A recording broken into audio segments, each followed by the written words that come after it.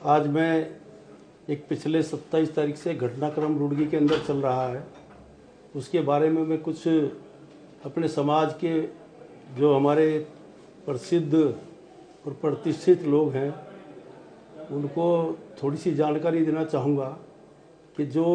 घटना यहाँ हो रही है उसके संबंध में उन लोगों ने अपना हरियाणा, उत्तर प्रदेश, ये अपना उत्तराखंड, तीनों डिस्ट्रिक्ट के लोगों ने जो एक अहम भूमिका इस केस में निभाई है, उसके लिए मैं उनका, समाज के लोगों का दिल की गहराई से बहुत बहुत धन्यवाद करता हूँ। मैं अपने समाज के प्रतिष्ठित लोगों से कहना चाहता हूँ कि फ़िलहाल जो ये एक हमारे यहाँ एक इस केस को पूरे को जाति से जोड़ दिया है, समाज से जोड़ दिया है, उसका समाज को कहीं ना कहीं नुकसान भी उठाना पड़ता है। और मैं कहना चाहूँगा कि इस केस को हम लोग अगर एक व्यक्तिगत रूप में लड़ें, क्योंकि एक व्यक्ति ने हमारे समाज को जो एक अपने आप में आहत पहुँचाई है, कुछ अपशब्द बोले हैं, उसको भी कम से कम अपने दायरे में रहते हुए और अपना मान सम्मान देखते हुए किस पद पर वो बैठे हैं,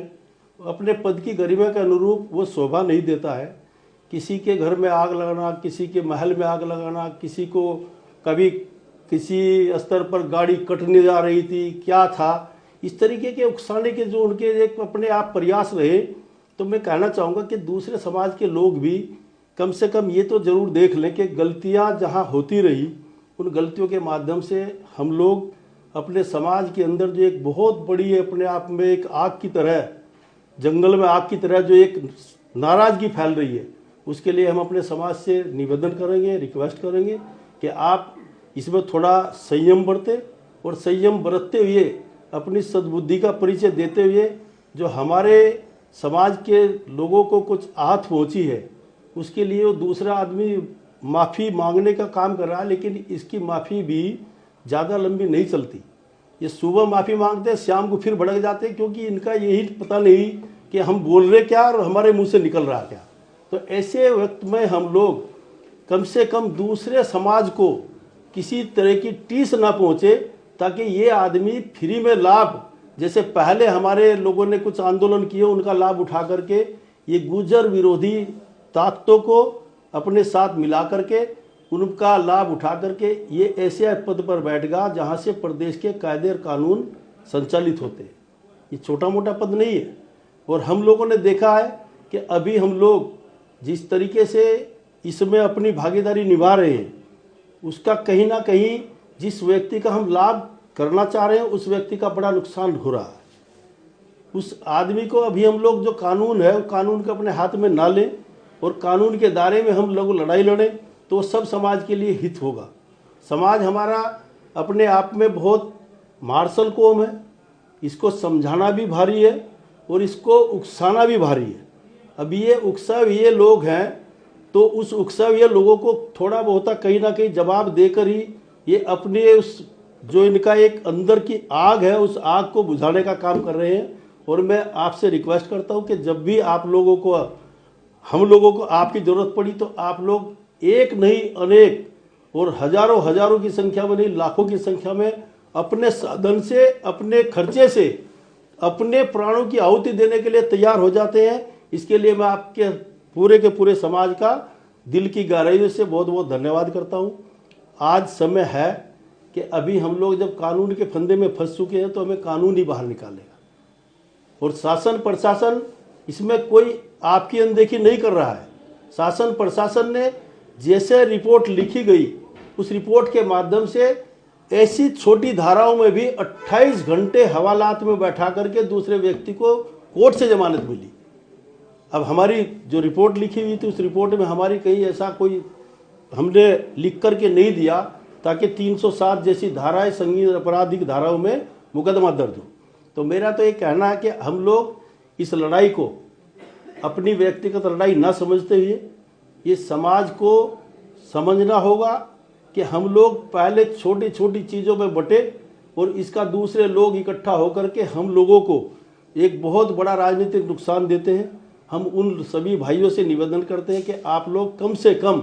इस जो ये प्रकरण है, इस प्रकरण को हम लोग बड़ी नज़दीकी से देखे हैं। मैं भी इसमें गया हूँ और मिला हूँ। इसमें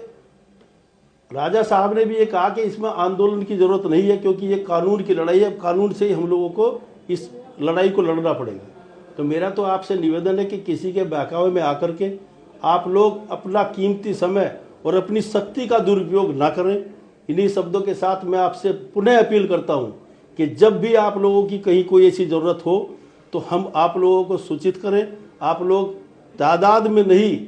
आप असंख्य लोगों के साथ में अपना यहाँ योगदान देते रहेंगे। इन्हीं शब्दों के साथ मैं आपका हार्दिक अभिनंदन करता हूँ, दिल की गहराइयों से आपका स्वागत करता हूँ। आपने जो ये ऋण हमारे ऊपर चढ़ाया, हम भी कभी ना कभी आपके इस ऋण का कहीं ना कहीं ब्याज के रूप में चुकाने का काम करेंगे। और ये समाज, हमारा जो समाज है, इसको हम दूसरे लोगों से भी कहना चाहते हैं कि ये जिसके साथ खड़ा होता है, ये दिल के तार जोड़ करके खड़ा होता है, किसी को धोखा नहीं देता। तो मैं तो आज रुड़की के अंदर हमारी कहीं ना कहीं जो अपने आप में एक समाज में छवि कहीं धूमिल हुई है, उसमें अब हम लोगों को सोच समझ करके निर्णय लेना होगा कि हम इस धूमिल छवि को कैसे कानून के रास्ते से साफ करें, ताकि जो लोगों में द्वेष की भावना है, हमारे प्रति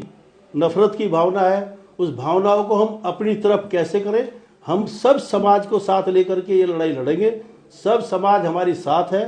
सब प्रशासन हमारी साथ है। कहीं कोई शासन प्रशासन की कोई गलती हो तो हम उसको इकट्ठा होकर के बाद में करें, पहले हम व्यक्तिगत रूप से उसमें बात कर सकते हैं। आपके भाई यहाँ इस ओहदे पर हैं कि आपको किसी भी स्तर में बात करने के लिए सबसे पहले शासन प्रशासन, वो किसी की ज़रूरत बड़े नेता की या किसी और की नहीं होती, आप डायरेक्ट बात कर सकते हैं। तो मेरा तो आपसे निवेदन है कि हम लोग इस लड़ाई को लड़ने में थोड़ा लेट हो गए। जिस दिन ये लोग हवालात में थे तब हम इस तादाद में इकट्ठा होते तो शायद कुछ निर्णय हो सकता था। अब जब हम लोगों को जेल में कानून के धाराओं में